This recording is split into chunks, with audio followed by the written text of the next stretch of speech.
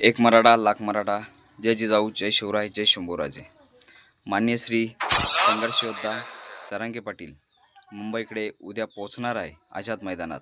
त्यासाठी सकल मराठा समाजाला एक आग्रहाची विनंती आहे की आपण सर्वांनी मुंबईकडे जाण्याचा प्रयत्न करावा, सरांगे पाटलांचे हात बळकट करावे. त्यासाठी आपल्या लेकरांसाठी एक दोन ओळी बोलणार आहे, त्या 100% आपण सगळ्यांनी ऐकाव्या. रडू नको बाळा, मी मुंबईला जातो. रडू नको बाळा, मी मुंबईला जातो.